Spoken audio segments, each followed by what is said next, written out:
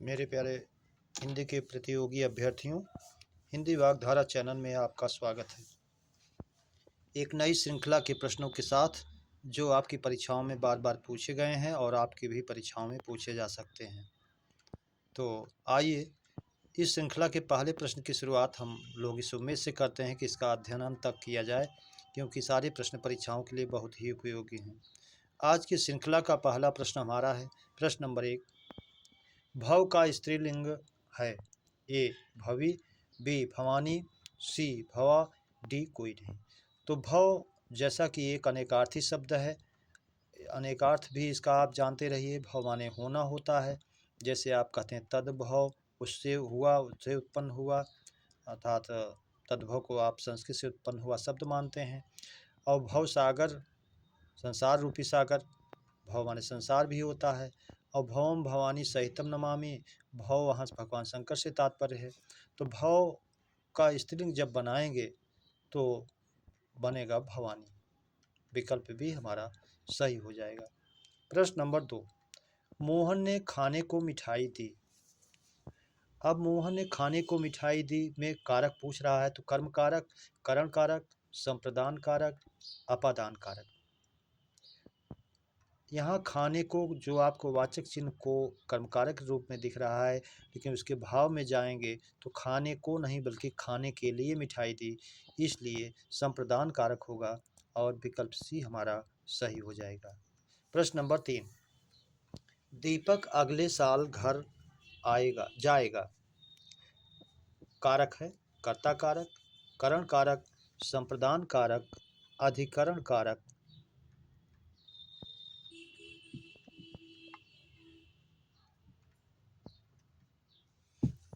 तो अगले साल यहाँ समय की बात कर रहा है। विकल्प में दिया है कर्ता कारक, करण कारक, संप्रदान कारक, अधिकरण कारक।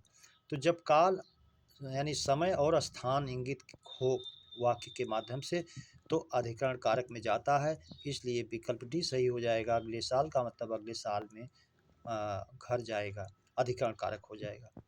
प्रश्न नंबर 4, महेश से हंसा नहीं जाता में वाच्य है। ए कर्तृवाच्य, बी कर्मवाच्य, सी भाववाच्य, डी सभी। तो महेश से हंसा नहीं जाता, यहाँ असक्तता दर्शाई गई है और क्रिया जो है भाव प्रधान है, इसलिए भाववाच्य में जाएगा। विकल्प सी हमारा सही हो जाएगा। प्रश्न नंबर 5, वह मेहनत तो करता है किंतु उसे लाभ नहीं मिलता। रचना के आधार पर वाक्य है। ए सरल वाक्य, बी संयुक्त वाक्य, सी मिश्र वाक्य, डी सभी। तो रचना के आधार पर हम जानते हैं हमारे वाक्य के 3 भेद होते हैं, सरल वाक्य, संयुक्त वाक्य और मिश्र वाक्य। संयुक्त वाक्य में आप जानते हैं वाक्य जो है 2 प्रधान वाक्य से जुड़ा होता है, कंडीशनल शब्द से। इसके वाचक चिन्ह कुछ आप जानते हैं, जैसे और, एवं, तथा, या, अथवा, इसलिए, अतः, फिर भी, तो, नहीं तो, किंतु, परंतु, लेकिन, पर।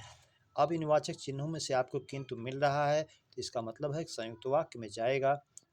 विकल्प भी हमारा सही हो जाएगा।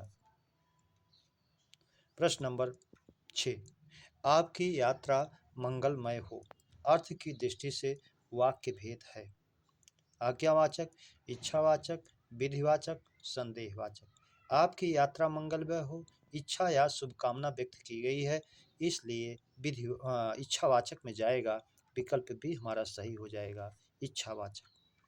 प्रश्न नंबर 7, महिमा कुशल गृहिणी है में विशेषण है। गुणवाचक, परिमाणवाचक, संख्यावाचक, सार्वनामिक। यहाँ कुशलता, कुशल होने का जो गुण दिखाया गया है वो गुणवाचक है, गुण है, इसलिए गुणवाचक में जाएगा।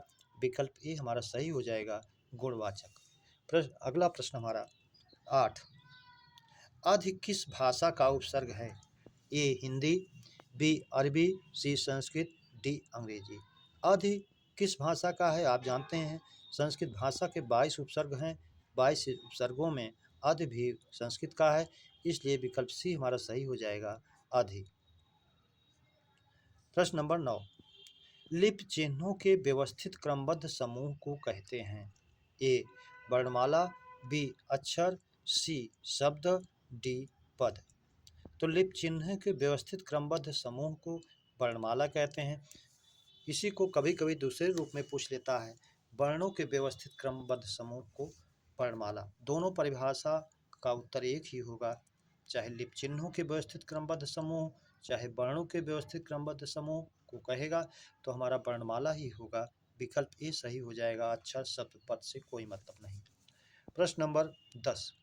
समस संक्षेप करने की प्रक्रिया है। ए समास, बी उपसर्ग, सी प्रत्यय, डी व्याख्या। तो यहाँ व्याख्या की बात नहीं की गई है। प्रत्यय कोई शब्दांश बाद में जोड़ने की बात नहीं की गई है, कोई शब्दांश पहले जोड़ने की बात नहीं की गई है।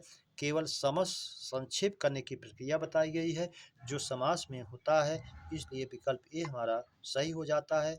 जैसे आप कहते हैं राजा का पुरुष, तो इस वाक्य जैसे वाक्यांश को आप संक्षेप करते हैं राजपुरुष के रूप में ही कह देते हैं। पीला है वस्त्र जिसका, संक्षेप करके आप उसको पीतांबर कह देते हैं।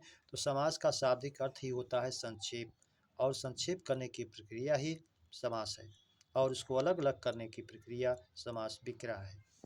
प्रश्न नंबर 11। भरत मुनि ने अपने नाट्यशास्त्र में किस रस को स्थान नहीं दिया। ए करुण, बी वीर, सी रौद्र, डी शांत। भरत मुनि ने अपने रस में शांत रस को प्रधानता नहीं दिया, स्थान ही नहीं दिया। उनका मानना था कि लोग मनोरंजन के लिए आएंगे, ना कि गमी मनाने के लिए, इसलिए शांत रस को उन्होंने स्थान नहीं दिया अपने नाट्यशास्त्र में, और इसी नाट्यशास्त्र को पंचम वेद भी कहा जाता है। विकल्प डी हमारा सही हो जाएगा, शांत रस। प्रश्न नंबर 12। उपमा अलंकार के भेद हैं। ए 2, बी 3, सी 4, डी 5। तो उपमा अलंकार के हमारे 3 भेद होते हैं, आप जानते हैं। पूर्णोपमा, लुप्तोपमा, मालोपमा, 3 भेद होते हैं, इसलिए विकल्प भी हमारा सही हो जाएगा 3। प्रश्न नंबर 13। एमक अलंकार के भेद हैं। ए 1, बी 2, सी 3, डी 4। तो एमक अलंकार के 2 भेद होते हैं, एक सभंग यमक और एक अभंग यमक। अभंग जो टूट ना सके, जैसे कहते हैं कनक कनक ते सौगुनी, यहाँ तोड़ा नहीं गया, उसको भंग नहीं किया जा सकता, इसलिए पूरा उसको सब अभंग कहा जाता है। और सभंग में जिसमें शब्दों को तोड़ दिया जाता है तो उसके अर्थ अलग हो जाते हैं। इस तरह से 2 भेद हो जाते हैं, अभंग और सभंग रूप में। विकल्प भी हमारा सही हो जाता है। प्रश्न नंबर 14। छंद शास्त्र के प्रणेता हैं। आचार्य भामह, भरत मुनि, आचार्य पिंगल, डी कोई नहीं। तो छंद शास्त्र के प्रणेता आप जानते हैं, इन्हीं के नाम पर इसे पिंगल शास्त्र भी कहा गया, और विकल्प सी हमारा सही हो जाता है, आचार्य पिंगल। प्रश्न नंबर 15। कठिन काव्य का प्रेत कौन कवि हैं। ए धर्मवीर भारती, बी केशवदास, सी जयशंकर प्रसाद, डी रामधारी सिंह दिनकर। तो कठिन काव्य का प्रेत जो है केशवदास जी को कहा गया, और इन्होंने रामचंद्रिका को एक ही रात में लिखा, कठिन शब्दों में लिखा, इसीलिए कवियों ने इन्हें कठिन काव्य का प्रेत संज्ञा दी। प्रश्न नंबर 16। आदिकाल को बीजक व बीज वपन काल संज्ञा दी किसने। ए विश्वनाथ प्रसाद, बी मिश्रबंधु, सी रामचंद्र शुक्ल, डी महावीर प्रसाद द्विवेदी। तो आदिकाल को बीज व बीज वपन काल संज्ञा दी महावीर प्रसाद द्विवेदी जी ने, इसलिए विकल्प डी सही हो जाएगा, महावीर प्रसाद द्विवेदी। प्रश्न नंबर 17। दुखद समाचार सुनते ही वह मूर्छित हो गया में क्रिया है। ए प्रेरणार्थक, बी तात्कालिक, सी प्रेरणार्थक प्रथम, बी डी पूर्वकालिक।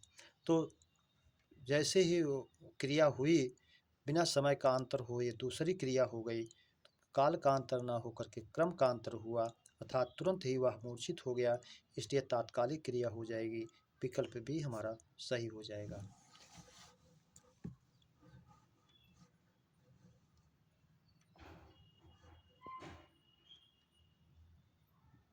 अगला प्रश्न है हमारा प्रश्न नंबर 18। आराम का अनेकार्थी है। ए बगीचा, सी बी विश्राम, सी सुविधा, डी सभी। तो आराम एक अनेकार्थी शब्द है जिसका कई अर्थ होता है। बगीचा भी सही है, विश्राम भी सही है, सुविधा भी सही है, इसलिए विकल्प डी हमारा सही हो जाता है सभी। प्रश्न नंबर 19, खुशकिस्मत में खुश किस भाषा का उपसर्ग है? ए पुर्तगाली, बी हिंदी, सी संस्कृत, डी अरबी फारसी। तो खुशकिस्मत में खुश उपसर्ग जो है ये अरबी फारसी का है, इसलिए विकल्प डी हमारा सही हो जाता है अरबी फारसी। प्रश्न नंबर 20, अगस्त 2024 में ला जैसे बने वर्ण को हिंदी शिक्षा निदेशालय द्वारा किस रूप में मान्यता दी गई? 53वें वर्ण के रूप में, बी विशिष्ट वर्ण के रूप में, सी सामान्य वर्ण के रूप में, डी कोई नहीं। तो ये दिया गया विशिष्ट वर्ण के रूप में स्वीकार किया गया। जो ला जैसा वर्ण है ये हरियाणवी भाषा का शब्द है और 2000 से पूर्व और 2024 के मध्य में ये बाहर कर दिया गया था। इसको पुनः विशिष्ट वर्ण के रूप में स्वीकार किया गया, इसलिए विकल्प भी हमारा सही हो जाएगा विशिष्ट वर्ण के रूप में। प्रश्न नंबर 21, निम्न में किस शब्द में रा का पदेन रूप है?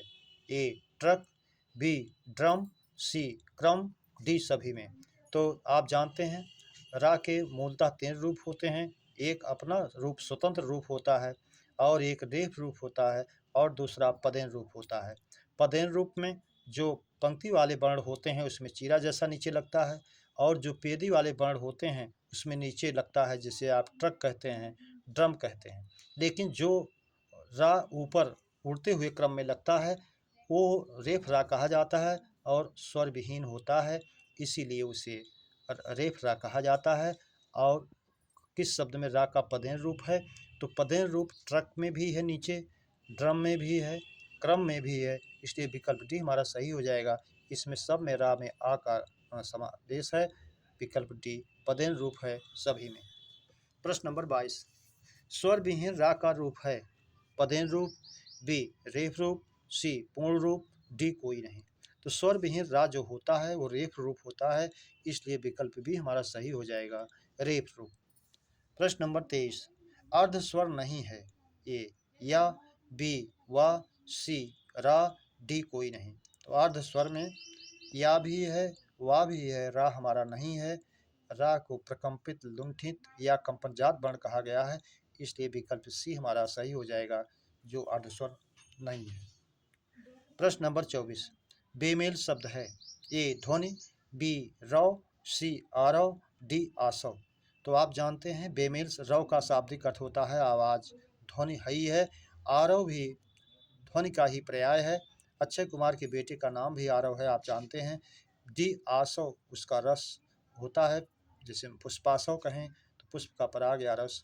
तो विकल्प डी जो है बेमेल है, इसलिए डी अलग है। प्रश्न नंबर 25, धरेश में संधि है? ए यण स्वर संधि, बी गुण स्वर संधि, सी वृद्धि स्वर संधि, डी कोई नहीं। तो धरेश में जब आप संधि विच्छेद करते हैं तो शब्द बनता है धरा प्लस ईश। आ या आ के बाद ई या ई आए तो ये हो जाता है गुण स्वर संधि हो जाती है, इसलिए विकल्प भी सही हो जाएगा गुण स्वर संधि। प्रश्न नंबर 26, आर्जव में मूल शब्द और प्रत्यय है? ए रेजु प्लस आ, बी राज प्लस आ, सी ऋतु प्लस उ, डी कोई नहीं। तो रिज मूल शब्द है जिसका शाब्दिक अर्थ होता है सरल और उसमें आ प्रत्यय जुड़ता है, तो री का आर हो जाता है, आप जानते हैं। विकल्प हमारा सही हो जाता है रिज प्लस आ, आर्जव। प्रश्न नंबर 27, मार्दव में प्रत्यय है? ए या, बी वा, सी आ, डी ए। तो मार्दव में आप जानते हैं मूल शब्द मृदु है, आ प्रत्यय जब जोड़ता है तो उसमें री जो है आर के रूप में बदल जाता है और शब्द बन जाता है मार्दव, इसलिए विकल्प सी हमारा सही हो जाएगा मृदु प्लस आ। प्रश्न नंबर 28, विचार प्लस इक का रूप होगा? यानी विचार शब्द में इक प्रत्यय जोड़ने पर उसका रूप बनेगा विचारिक, बी वैचारिक, सी विचारिक, डी विचार्य।